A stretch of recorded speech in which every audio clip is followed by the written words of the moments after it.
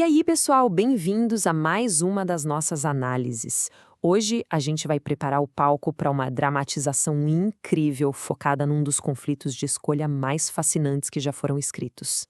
Pensem numa mulher com um intelecto absolutamente brilhante, dona de uma fortuna incalculável, mas que se encontra totalmente sem controle, sem agência sobre a própria vida. Nós vamos acompanhar de perto essa batalha intensa da Pórcia, de um mercador de Veneza, para conseguir finalmente tomar as rédeas do próprio destino.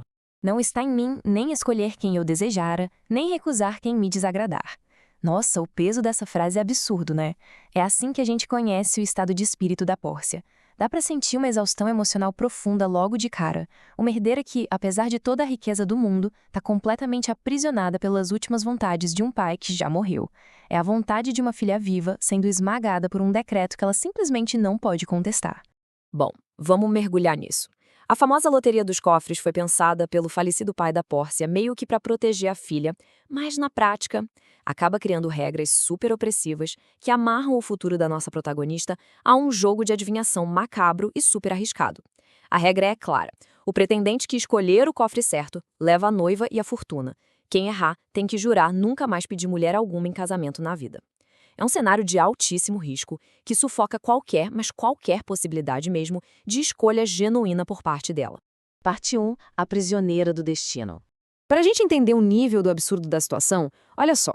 Temos aqui uma das mentes mais afiadas de toda a dramaturgia, presa como se fosse um mero prêmio de vitrine. Literalmente uma prisioneira do destino. Mas a inteligência feroz da Pórcia grita quando ela começa a avaliar os homens que desfilam na frente dela. Ela não sofre calada de jeito nenhum. Com uma ironia cortante e um sarcasmo brilhante, ela desconstrói um por um. O napolitano não passa de um potro chucro. O conde é um filósofo chorão. O francês tenta ser todo mundo e acaba não vendo ninguém. E o alemão, a Pórcia diz que prefere colocar um copo de vinho em cima do cofre errado só para garantir que a tentação afaste o cara. Porque ela faria qualquer coisa para não se casar com uma esponja. O que nos leva à nossa segunda parte, o desfile de pretendentes. Isso ilustra brilhantemente a armadilha psicológica deixada pelo pai dela. Vamos focar na mecânica desse jogo. Esses pretendentes que ela detesta precisam arriscar tudo, e não por amor, tá? Mas por ego e ambição. São 3 materiais e 3 filosofias. O ouro apela para o desejo das massas, ganha o que muitos querem. A prata testa o ego e a vaidade pura, ganha o que bem merece. E o chumbo, que é modesto, pesado, opaco, faz uma exigência aterrorizante, arrisca e dá o que tem. É literalmente um teste de caráter disfarçado de jogo de azar. Imagina o suspense cada vez que um candidato se aproxima. A genialidade do jogo é que a arrogância e os desejos superficiais são punidos com precisão cirúrgica. O príncipe de Marrocos, por exemplo, é seduzido pelo brilho do ouro. Ele acha que uma joia rara como a Pórcia nunca estaria num túmulo escuro de chumbo. E o prêmio dele? Uma caveira avisando que nem tudo que luz é ouro. Depois vem o príncipe de Aragão, cheio de si, escolhe a prata dizendo que merece o melhor. Resultado, o retrato de um idiota piscando para ele. A Pórcia suspira aliviada a cada erro desses caras, claro, mas a verdade dolorosa ainda tá lá. Ela continua presa às regras do jogo. E aí, entramos na parte 3, o enigma dos cofres. Chegamos no clímax de toda essa tensão. Bassanio, um soldado estudante lá de Veneza e, detalhe, o único pretendente que a Pórcia realmente quer, vai fazer o teste fatídico. É aquele momento em que o coração da nossa protagonista deve bater a 1000 por hora. O silêncio toma conta do lugar. E aí a Pórcia brinca com os limites da própria restrição. Ela não pode dizer qual cofre escolher, senão seria perjúrio, certo? Mas ela manda tocar em uma música enquanto lhe pensa. Dizer poderá alguém se o amor da cabeça vem? Ela cria todo um clima questionando a origem do amor verdadeiro, meio que pedindo para ele não julgar só pelos olhos ou pela fantasia visual. É uma tentativa super sutil de desviar a atenção dele do ouro e da prata, guiando o cara para a verdadeira essência. E adivinha? Funciona. O Bassanio começa a pensar alto, super ansioso, chegando à conclusão de que o mundo costuma ser enganado pelos enfeites, que a aparência muitas vezes esconde a feiura.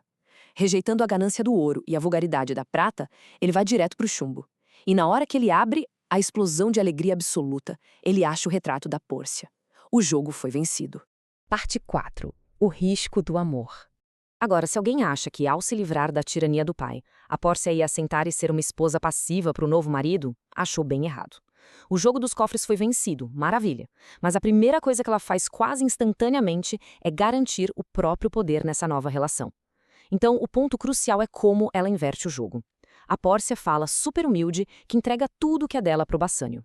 Mas junto com a casa, os criados e ela mesma, ela impõe uma condição. Ela dá um anel para ele e avisa com todas as letras. Se ele se separar daquela joia ou der para alguém, é o fim do amor deles. Ou seja, ela deixa de ser um prêmio inerte para virar a arquiteta das regras do próprio noivado. O que nos joga direto para a parte 5, tomando controle. Aqui a nossa história sai lá do refúgio de Belmonte e vai direto para o formidável Tribunal de Veneza.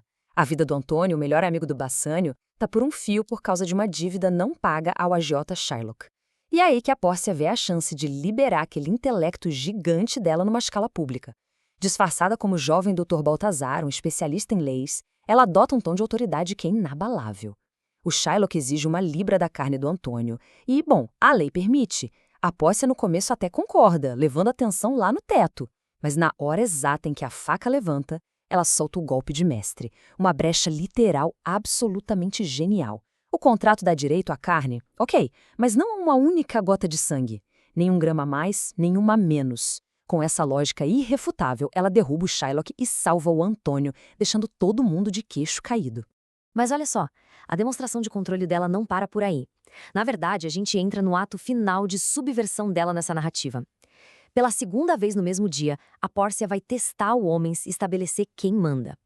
Quando o Bassânio, super aliviado, tenta pagar o juiz brilhante que salvou o amigo dele, a Pórcia recusa o dinheiro. Em vez disso, ela mira cirurgicamente na única coisa que ele não pode dar, o anel de casamento. Ela coloca, de propósito, a lealdade do Bassânio em xeque contra a gratidão que ele tem pelo Antônio. O Bassânio, claro, hesita.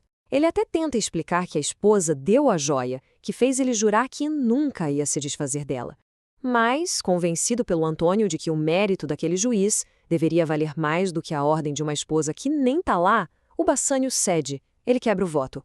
E ao falhar nesse teste super engenhoso, ele, sem ter a menor ideia, dá para Pórcia a vantagem final. Ela agora tem o trunfo absoluto, a alavanca moral perfeita para o retorno deles a Belmonte. Agora, o que é realmente interessante de observar nesse resumo que a gente montou é essa transformação total. No ato 1, a gente tinha uma jovem sem poder nenhum, melancólica, presa nas restrições de um patriarca que já tinha morrido.